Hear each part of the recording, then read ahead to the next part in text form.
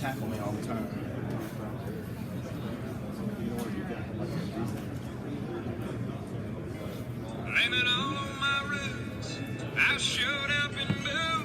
How did that happen? I just want you to know that is country music. Hold on a second. How did that? Oh, that's right. That was my playlist from my workout this morning. So I'd like to start this interview with, I think I've offended some Clemson country music fans the last time we interviewed. I want Clemson family to know that I do listen to country music, okay? 1993, I went to a Garth Brooks concert in 1993 at the Charlotte Coliseum that doesn't even exist anymore, all right?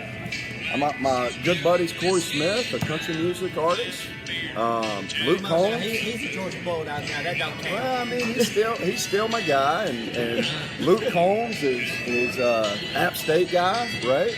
And then my girls are trying to get me on some Morgan Wallen, and I'm on the way to the gym this morning, and Morgan Wallen was with Lil Durk on a song.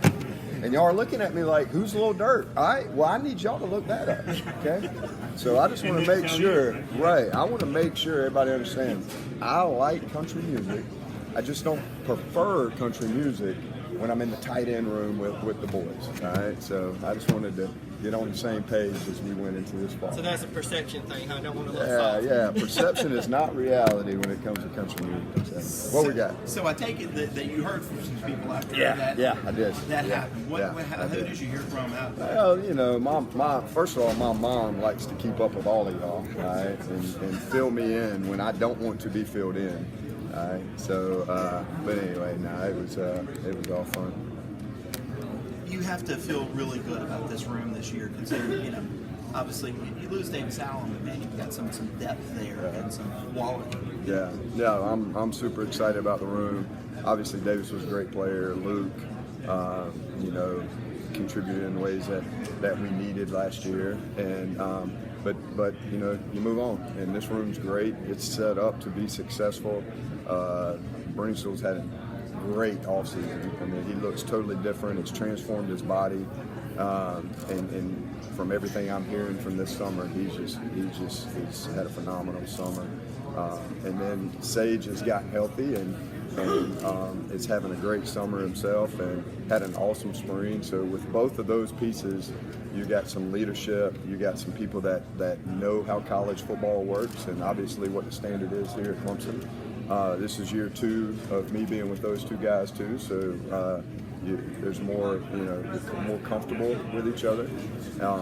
And then you got a guy like Sapp who's still coming along, and then you got 2 young guys that just got here, Marcus Dixon and Olsen Pat Henry. So I'm really excited to get on the field and have those guys. And then you got some other pieces in the room. Banks Pope had an unbelievable spring, and you got Griffin Batt and Will Blackson in there. So it's 8 guys I love being around, and I can't wait to get some more time with them. In the summer, you're so hands off with them, and the strength staff has got them. So I'm looking forward to a few weeks here, being able to spend some more time with them and get fully locked and loaded on football season with them. How healthy is the tight end room? Good, extremely healthy right now. Everybody's full go.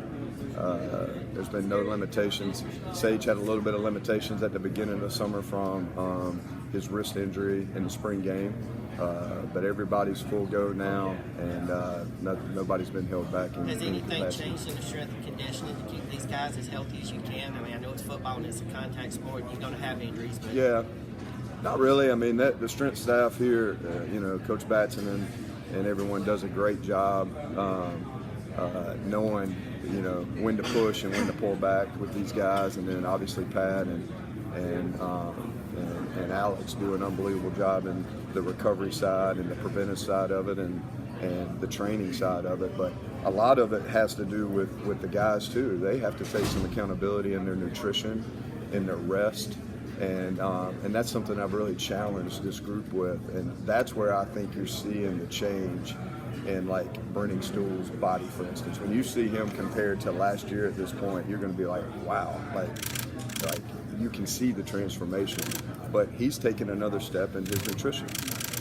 Megan does an unbelievable job with our nutrition staff, and they've really bought into her plan and her ideas, and same thing with Sage. You're going to see him and go, man, he looks different. So the whole room is really bought into not just, hey, I need to go work hard in the weight room, and that's never been a problem. But I got to work hard in the weight room, and I got to fuel my body the right way. I got to rest my body the right way, and then all of that ties into, staying healthy. At the end of the day, football's a contact sport. You're going to get banged up, and there's going to be some injuries that nothing could have prevented. But you can help yourself, and they've done a good job of that. A couple of things that make this offense so hard to defend. Number one, presentation, what you see with the motions and the shifts and things like that. And then number two, finding the matchup. Yep. How does somebody like Jake present a little bit of a nightmare for opposing defenses in that regard? I think with him and his skill set, you can get in a bunch of different formations. You can get in a bunch of different concepts, whether it's pass or run, and not have to change out your personnel based off what you're trying to do in that concept. So it's having another wide receiver on the field, but he's a tight end, and he can go in the box and still hold up in the run game and do what you got to do in the run game. But if you're not changing out your tight end a lot and being able to set up a tendency with, hey, they only do this with 4 wide receivers in there. Well, now you leave him in the game, and they can't sit there and go, well, they're only going to do this. No, the whole playbook's wide open because of his skill set.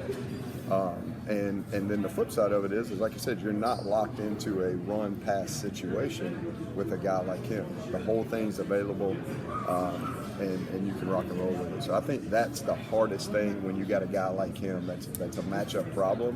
It's still being able to run your entire system without having to set up some tendencies. And he's a big-time tendency breaker when it comes to what he brings to the table.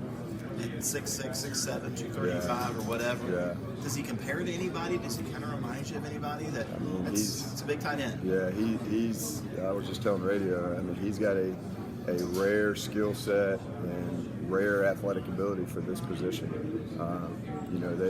There's not a lot of Briningstools running around to go recruit. So I'm really excited about him taking the next step. Like I said, he's done an unbelievable job taking the next step in the transformation of his body and committing himself to the nutrition side of it, and he's really taken off, and all that's going to do is just help him on the field continue to be matchup problems.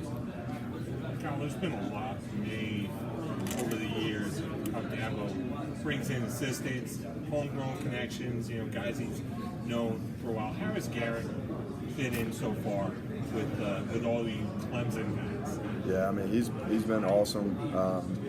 He's a down-to-earth guy, and we've all meshed very well together, offensive staff with him, and you wouldn't think that we haven't been together for a long time. So it's been awesome, and that chemistry and that connection only helps with our players.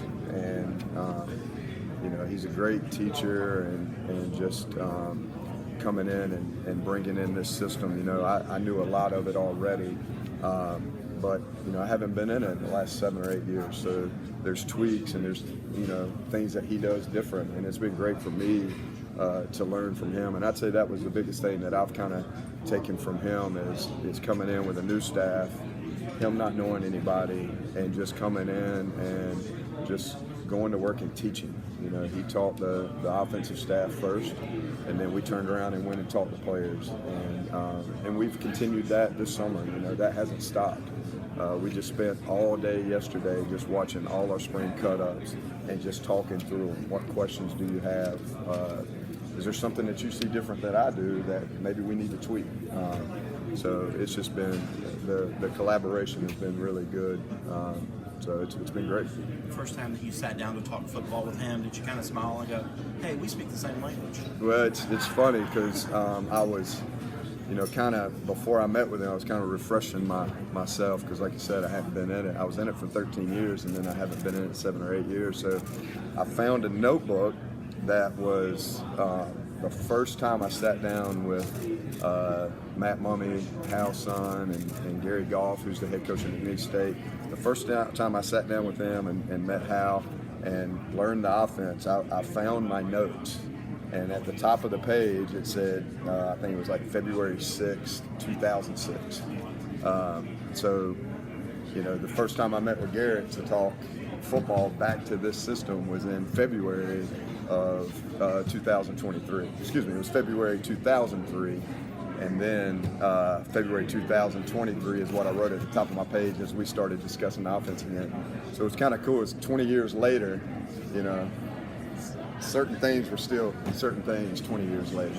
And I also thought it was just cool, you know, February of 2003 to February 2023, that's 20 years, and now I'm at Clemson, and I'm getting ready to jump back into this system. So it's pretty fun, pretty exciting.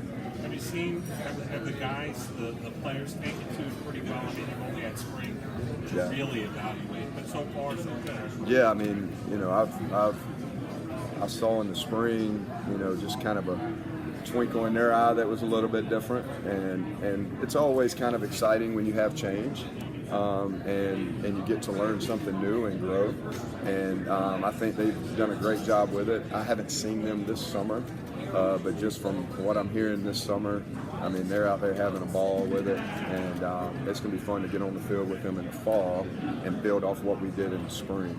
But no, there's a ton of excitement in the building, you know, obviously with the staff, but with the players, I think you got the same excitement and ready to roll.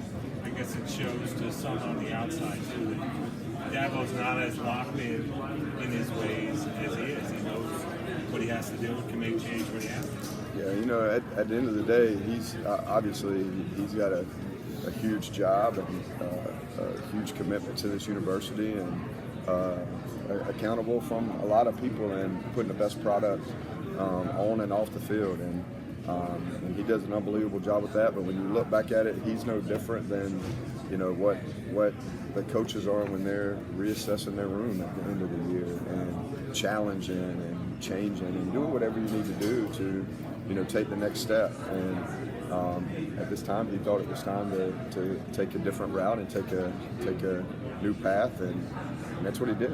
And it's our job as coaches to support that decision and go full speed ahead with that decision. And then it's the job of the players to support the, you know, obviously the head coach's decision, but support the assistant coaches in that same decision and making it go. And that's what's happened, and it's going to be fun come September when we get in the Valley and show up at Duke for the first time rolling out this new offense. Brittany, what did you challenge him with over the summer to really improve? Just, you know, he had taken the next step with, you know, in January, my biggest challenge with him is taking the next step from a nutrition standpoint. He's got great work ethic. He kills it in the weight room. Never had a negative comment about him in the weight room. But you have to match other things to that work ethic on the field. You have to match other things to that work ethic in the weight room, and nutrition's a big part of that. So I'm just extremely proud of him for accepting the challenge and doing something about it, and that's what he's done. And you know, he looks totally different right now than he looked, you know, 365 days ago when we were having the same conversation. So he got a big year ahead of him, and I'm looking forward to being a part of it. Does this offense just naturally mean he gets flexed out a little, detached a little more? You know, not really. It's one of those situations where, you know, you can. You don't have to, but you can. We do want to put our playmakers in space a little bit more, and if he's one of those playmakers, which I think he will be, yeah, you'll probably see him in space a little bit more. But the beauty of this system is you don't have to recreate the wheel every week. You're just mixing and matching personnel to get the best, you know, matchups against the defense's weakness. And if that means we need to take a tight end and flex him out more this week, then we can do that and not change our plays, not change our concepts, not change the quarterback's read.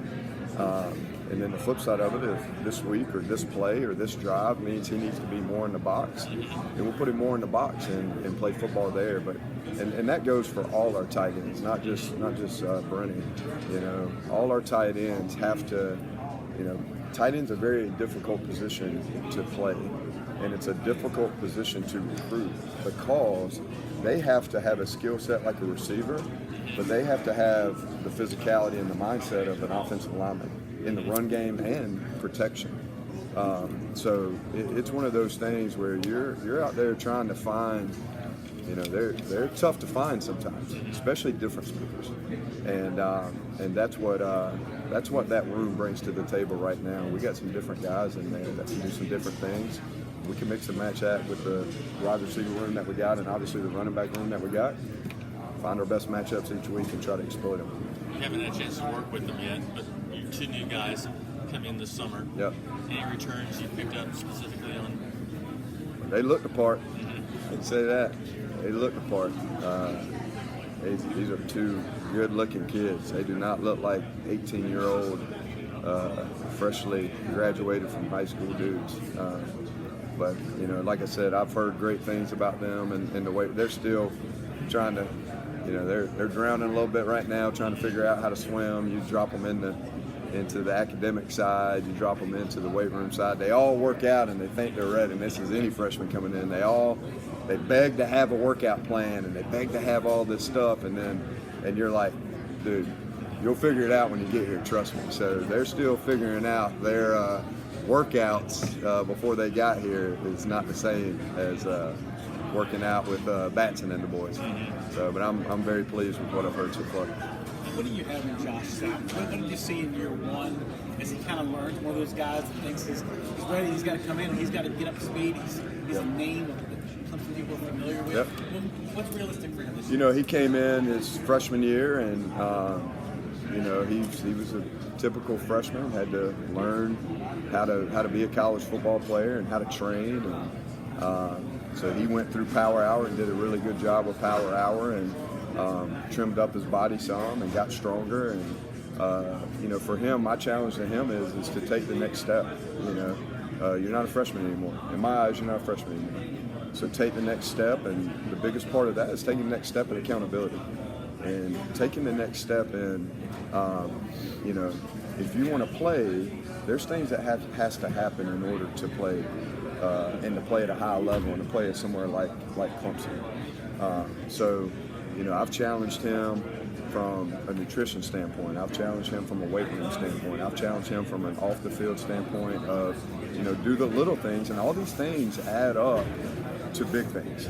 And I'm excited to see what he's done this summer. I've heard really good things about his summer so far. Obviously, I won't get to work with him in the summer, but he had a really good spring, and so far I've heard he's had a really good summer. So I'm excited to work with him in the fall. But he's a big piece of this room, and he knows that, and I need him to, like I said, same thing that I was challenging Briningstool with before. You know, take the next steps, and that's where I am with Sapp. Is take the next steps, and let's keep progressing. Let's keep moving forward. What is the ceiling for Briningstool? I mean, could he be one of the best that's come through here at that position? Is that the ceiling? Yeah, I mean, we've had some dudes come through here as tight ends, and I think he could be one of the best that come out of here. I mean, he's just, again, his body, his skill set, his athleticism is really not normal for a tight end. So, you know, he is just, his mindset, his mentality, it's just like there's been a switch that's flipped in the last, you know, 6 months or so. And I'm just really excited to get back on the field with him and work with him and the rest of the guys. Sage has done a great job in getting ready, and those two guys right there are a big piece of the puzzle and how we're going to carve things up this year offensively. You talk about the difficulty in recruiting a tight end because of all the physical attributes that come along with it. But I imagine it's also tough because it's not always the sexiest position in the lineup. A lot of teams utilize them really more as blockers. Right. Everything we've seen and what we've heard, Garrett Riley's going to use that and really open up the floodgates for your position group. Yeah. Has that created a spark, renewed excitement with your guys? What's it been like for them to dive in on this playbook? Yeah, I think regardless of what position you're talking about, this system is just a really fun system to play in as a skill guy, and it's you know, it's exciting. So I think if you ask that same question to the running back room, you probably get the same response. In the receiver room, it's like, Yeah, fun has been the word. right, it's fun, it's exciting. You're not bogged down mentally, having to think a lot before the ball snap, which allows you to just go play and play free, which is what these guys want to do. So from a standpoint of the tight end room, you know, they're really excited about the change, and they're really excited and did a great job this spring in the change. But they also know we're still going to run the football, and we still have to bring that physical mindset to the run game and make just as big a difference in the run game as we do in the passing game. And because they both play off each other. And the better we are in the run game, more opportunities you'll get in the pass game, because now they got to commit more defenders to the run, and vice versa. So they know they're not just going to be out there being, you know, pass catching tight ends, and that's all they do. Right? They've got to still be a dominant force in the box and out of the box. But there is some probably a little bit more flexed out, a little bit more in space that comes with this offense for this group. So I can dangle that carrot a little bit more than I usually have. Are they built for it? Is this group capable? You know, because if you're recruiting tight ends and taking the talent for the old system, how capable is this group of owning this narrative and being able to do that? Yeah, I mean, this is an athletic group. So most of these guys in the room, you know, either, you know, was a big wide receiver in high school that never came in the box, because that's usually what happens in high school. You don't play with you don't play with a true tight end if you play with one. So for me, a lot of times I'm recruiting wide receivers. I'm just recruiting wide receivers that are not elite college wide receivers, but they could be elite tight ends. So the athleticism for this group is there. I mean, Sage was a quarterback in high school. You know, Brenny was receiver, defensive end. I mean, he kind of played a little bit of all of it. Sapp you could put anywhere, you know, on the field. And then, you know, Marcus was a wide receiver, a little bit in the box, but a free safety. And then Olsen was just a matchup problem no matter where you put him, but he mostly played outside wide receiver. And if you look at some of the top tight ends in the country year in, year out, if you really dive into to their backgrounds, most of them are just overgrown wide receivers in high school that are going to be tight ends and elite tight ends. But yeah, our athletic ability, our skill sets, like no issues in this offense. Is it as much like physicality and like football IQ? Because you mentioned a lot of guys that played other positions that maybe did other things. Does it just come down to that IQ and ability to really understand, maybe more so than some other positions, what everybody is doing? Yeah, it's not necessarily. From me, it's hard to judge football IQ when you're recruiting somebody. You don't get a lot. You're not giving them a Wonderlic test. Yeah, no, and even that. And I don't need to take the Wonderlic test on top of that. Okay, but it's more when I look at it. Can they be physical? Like if they're playing a wide receiver position in high school, now my question is can they be physical enough to play tight end at this level? And sometimes you find that out because they play another position. So like Jake was, I mean, he was a dog on defense and super physical. And then like Marcus, for instance, Marcus is free safety. He was a hard-hitting free safety, physical. So you got to find some ways to kind of see that, figure that out. Football IQ, you know, you get them here, you're going to teach them your system anyway. So it's about how much football IQ can they have within our system. And then piece together some of the defensive football IQ parts of it. But it's the IQ part is more about how smart can we make them in our system, because at the end of the day, that's what we're running. So them not afraid to put their hands on someone. Correct. Yeah, we did. Yeah. You know, that's exactly right. We got to put our hands on people, and we got to be very physical. We got two. Speaking of football IQ and physical, we got 2 signs, and it's above the doors as they walk out of the tight end room, and those 2 signs says, be the most physical on the field, be the most knowledgeable on the field. And that's the challenge to them every single day that they walk out of that meeting room and go to practice. And then I remind them of that in the locker room before we walk out of the locker room for game day. Be the most physical on the field, be the most knowledgeable on the field. We do those two things, you got a chance to be successful on that day. I wanted to pick your grade on some of this. I was interested in your take. I think 2022 recruiting spending, Georgia was $1 at $3 million. We all were right under about 2.5. When you hear that number, what does that tell you about, I guess, the investment program, how that helps y'all? Give that number context. What does that mean to you? Now, tell me what that is again. Like money spent on recruiting, football specific. Okay. Georgia number 1, Clemson number 2. I guess. But what does that tell you about the investment? And I guess how does that help y'all get to where you want to be in the state?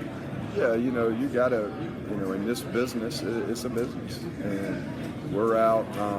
You go across the street, and they're trying to sell tickets in that stadium, and they're gonna sell tickets in that stadium based off the product that's being put on the field. So then you come over in this building, how can we put the best product on the field? And there's multiple pieces to that. But the biggest piece is you better have better Jimmys and Joes than the team that you're playing. And in order to have better Jimmys and Joes, you got to spend some money in the recruiting side of it. And I think is money going to get you the best recruiting class? No.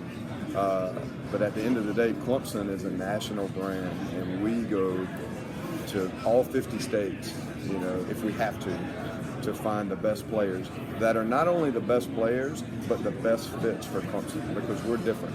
We're different on and off the field. So when we're recruiting for a Clemson fit, not just a football fit. And we'll go wherever we need to go to find that fit. So you gotta have some money to do that. Having been in the high school ranks for so long, what was it like? I think you mentioned last year just your schedule was so different, right? As a on-field assistant coach, what's it been like crisscrossing the country to find guys and kind of work? The work's the work, and there's time periods in college football where it's super busy, and in high school it's not, and then you flip it, and in high school it's super busy, and in college it's not. So, we get, as assistants, we get about a month off in the summer in college. In high school, they're grinding, they went from spring ball right into summer break grind.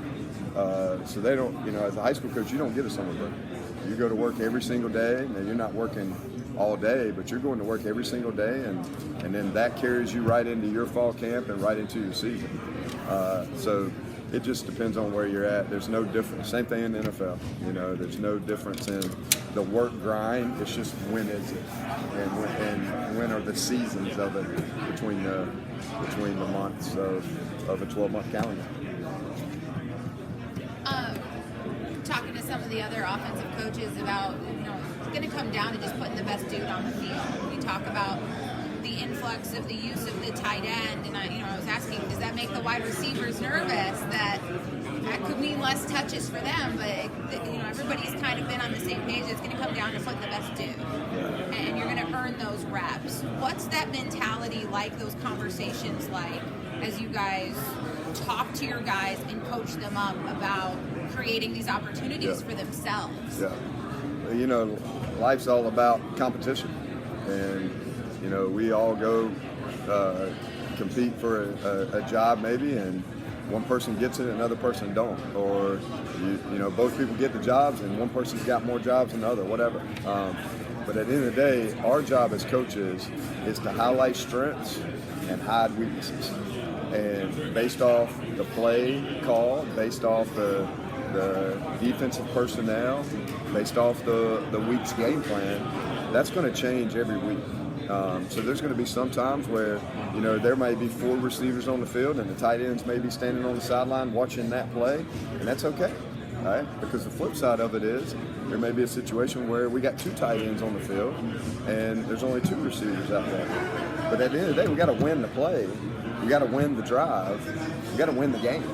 And that's the mindset that you have to instill in every room. It's about winning the game. It's about winning the drive. It's about winning the play. That's first and foremost. Because we've all been in those locker rooms where the game's over and you've lost. And you're not sitting there thinking about, well, I wasn't in there for 3 of those plays. You're sitting there feeling the effects of losing the football game and then having to deal with everything that comes with that outside of that locker room. So Is it easy? No. Is it perfect? No. But if you can instill that into them and that belief into them that this is the best thing right now, it's not forever, but just for right now, and then you believe in it and you go push it too, and you'll be all right. But you're always going to have some tight ends upset, some receivers upset. It is what it is. That's just part of coaching those two positions. College kids. Yeah. Thank High you school so kids much. too. Yeah, that's true. Thank you so much. You're all done. Good. All right. Yeah. Perfect. Thank y'all. Yeah, fun and freedom are the Yeah. two words that everybody's Yeah. thrown out there.